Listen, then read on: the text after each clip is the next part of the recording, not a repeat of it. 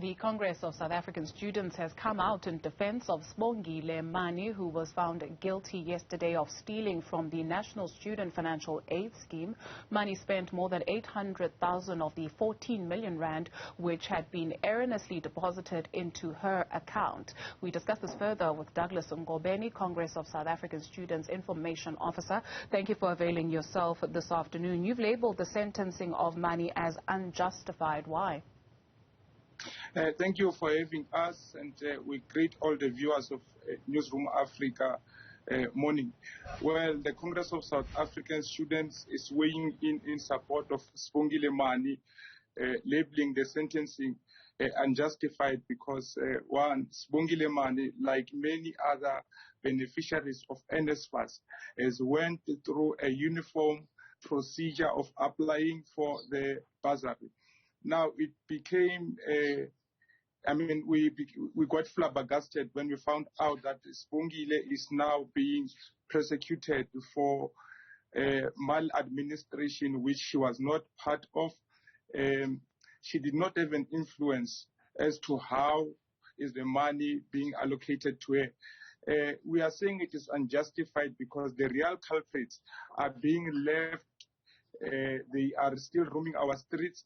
The state security institutions have not made a thorough investigation to check as to who is the official, who is really behind the transferring of the 14 million to Mani.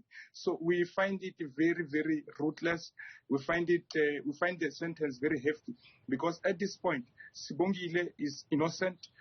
Well, she might be guilty of spending the money.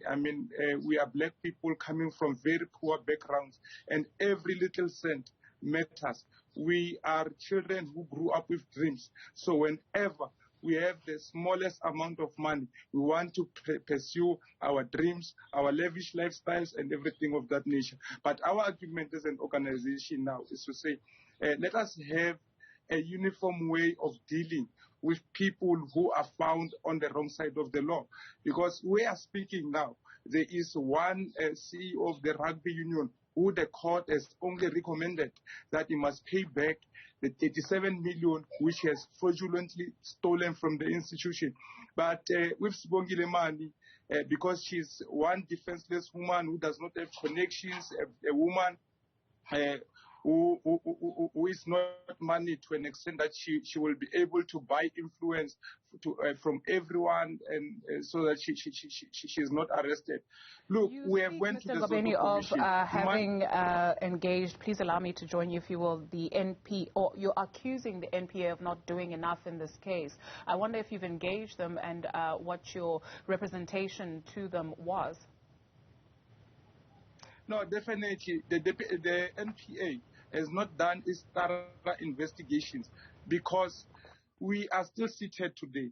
Sibongile Mani is likely to spend the next 5 years in prison, but the person who is really behind, the official who has pressed the enter button, is not arrested. So it means that the NPA has not done any thorough investigation.